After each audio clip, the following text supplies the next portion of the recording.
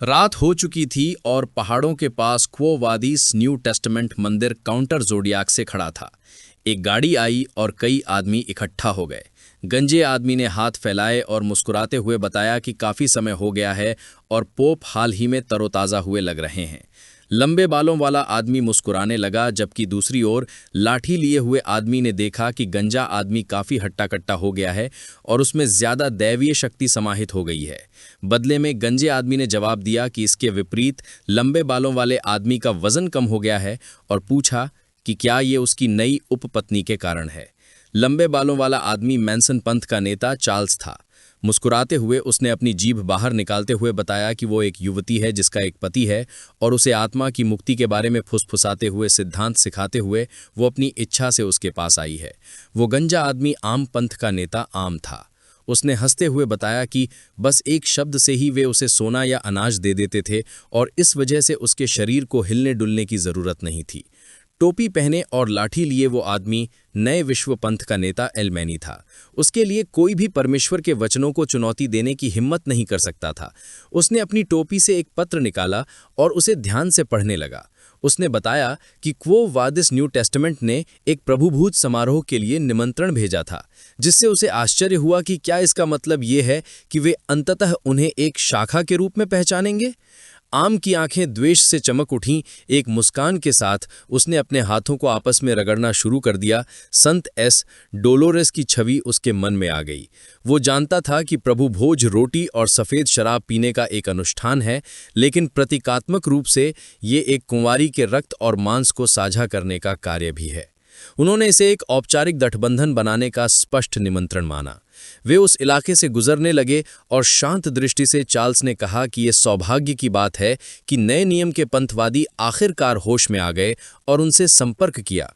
आम चुपचाप सोचने लगा, जबकि दूसरी ओर एलमैनी ने उनकी ओर मुड़कर कहा कि उन लोगों ने हमेशा बहुत नेक काम किया था, लेकिन अब उन्हें आखिरकार समझ आ गया है।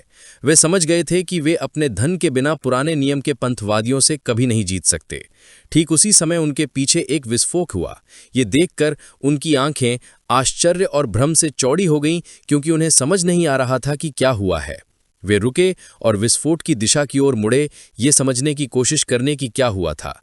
जमीन विस्फोट से नष्ट हुई गाड़ी के अवशेषों और एक लाश से अटी पड़ी थी। जैसे ही धुएं का पर्दा छटा, एक महिला उन्हें पाकर खुश होकर उनकी ओर चलने लगी। वो कोई और नहीं बल्कि ओरोबोरोस था। जैसे ही उसके शरीर से एक शक्तिशाली ऊर्जा का प्रवाह हुआ, उसने उन्हें घूर से देखा और उसके चेहरे पर एक उत्तेजित मुस्कान फैल गई, क्योंकि वो सोच रही थी कि इस जगह पर इतना कचरा क्यों इकट्ठा है। पलक झपकते ही ढाल और तलवारें लिए पहरेदारों ने ओरोबोरोस को घेर लिया। उसी समय एक छत से बिकीर और डोलोरेस सब कुछ देख रहे थे। डोलोरेस कुछ हैरान थी, क्योंकि ओरोबोरोस ठीक वैसे ही प्रकट हुआ था जैसा बिकीर ने कहा था। बिकीर, जो उसके बगल में दुबका हुआ था, चुपचाप ओरोबोरोस को गौर से देखने लगा। ओरोबोरोस ने अपना कोड़ा निकाला। ओमिन, बाकी लोग उसके पास आए और उत्सुक स्वर में उससे पूछा कि वो यहाँ कैसे पहुंची। शांत भाव और मुस्कान के साथ उसने बताया कि उसने नाइट ब्लड हाउंड के दिखने की खबर सुनी थी, इसलिए वो जांच करने आई थी, लेकिन उसे बस बदबूदार कचरे का ढेर ही मिला।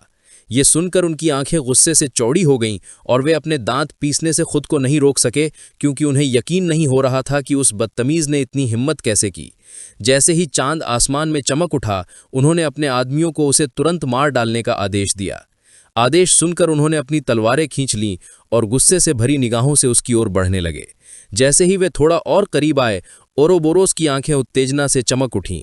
बिना एक पल भी गंवाए उसने तय कर लिया कि अब गंभीर होने का समय आ गया है। पहरेदारों के प्रतिक्रिया करने से पहले ही उसने अपने चाबुक को बिजली की तरह चलाया और पहरेदारों के शरीर के टुकड़े टुकड़े कर दिए। पहरेदारों का खून ओम और बाकी लोगों के चेहरों पर फैल गया और उनकी आंखें आश्चर्य और भय से चौड़ी हो गईं। उन्हें विश्वास नहीं हो रहा था कि उसने एक ही वार में पहरेदारों को मार डाला।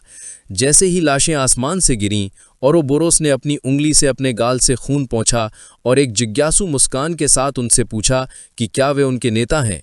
ओम पसीने से तरबतर होने लगा और डर से दांत पीसने लगा। समझ नहीं आ रहा था कि क्या कहे, लेकिन तभी चार्ल्स ने अपना हाथ बढ़ाया और उसे रुकने को कहा, पूछते हुए कि उसने उनके सामने ऐसा व्यवहार करने की हिम्मत कैसे की।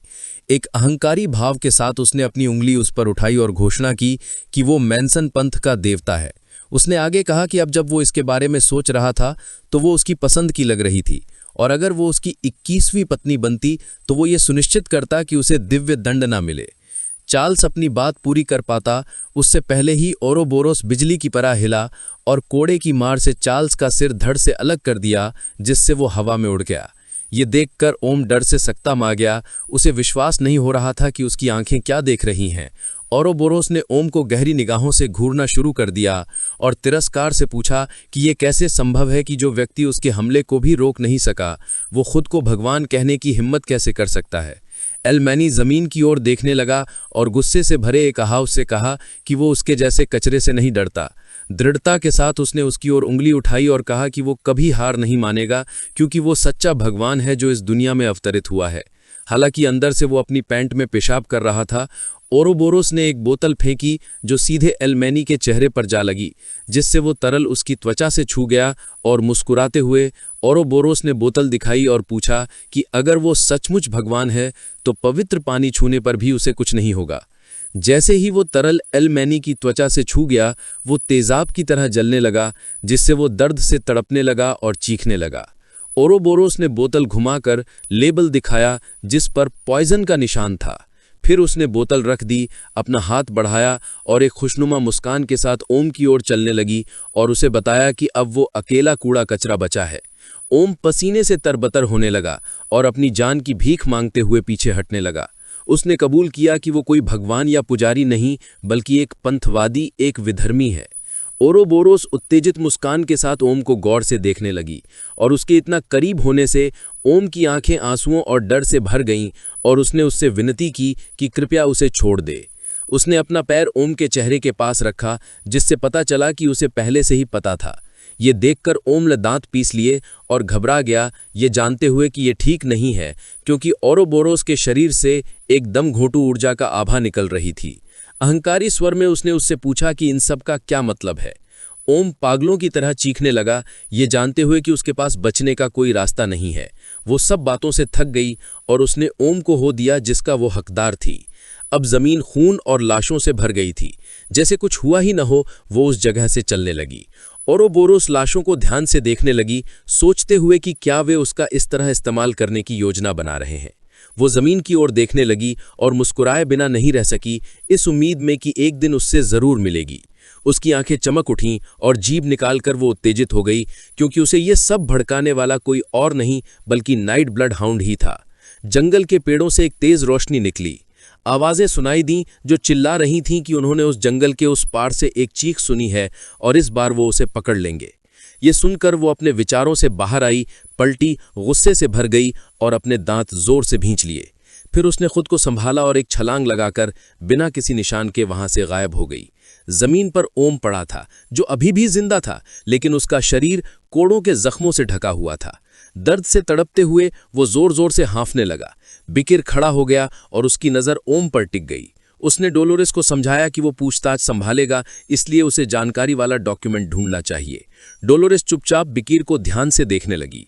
उसने अपने कपड़ों के अंदर हाथ डाला, फिर ओम के पास गया, डेक्राबिया का चमकता हुआ पेंडेंट निकाला और जैसे ही उसकी आंखें चमकी, उसने मांग की कि वो उसे इन कमीनों के वित्तीय पोषण के बारे में सब कुछ बता दे।